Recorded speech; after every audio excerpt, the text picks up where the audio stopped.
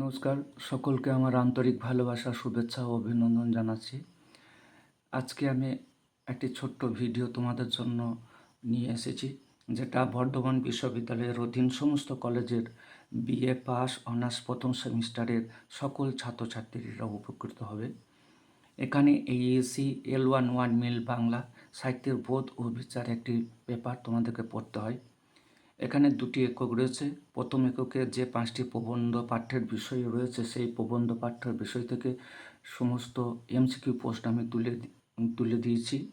আজকে একক 2-এ যে সাহিত্য অংশ রয়েছে, সেই সাহিত্য অংশের মধ্যে 4টি কবিতা তোমাদেরকে পড়তে হয়। সেই 4টি কবিতার মধ্যে আজকে 2টি কবিতা থেকে অল্প স্বল্প করে 15টি প্রশ্ন, এমসিকিউ প্রশ্ন এবং তার উত্তর তোমাদের কাছে তুলে ধরলাম।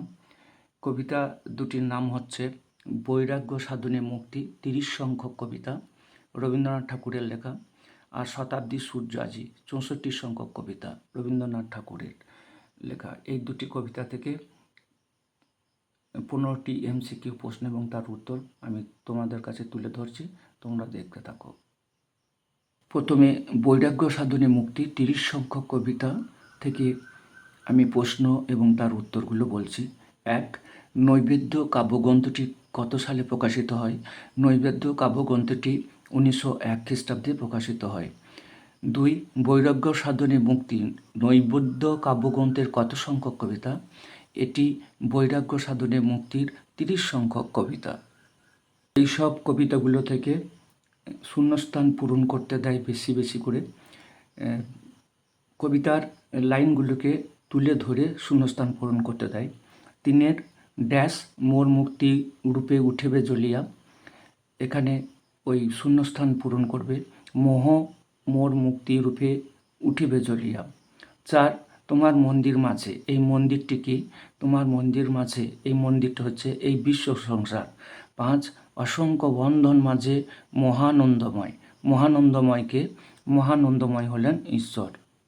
6 এই বসুধার মৃত্তিকার পাত্রখানি, বসুধা শব্দের অর্থ কি? বসুধা শব্দের অর্থ হলো পৃথিবী। 7 সমস্ত সংসার মোট ড্যাশ ভর্তিকায় জ্বালায়ে তুলিবে আলো, শূন্যস্থান পূরণ করতে দিয়েছে।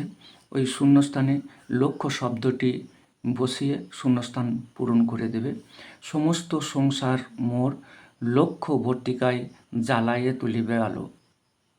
এবার শতাব্দী সূর্য আজি 64 সংখ্যক কবিতা থেকে 8টি এমসিকিউ প্রশ্ন এবং তার উত্তর তুলে ধরছি, তোমরা দেখতে থাকো।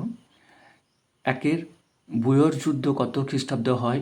বুয়োর যুদ্ধ হয় 1900 খ্রিস্টাব্দে।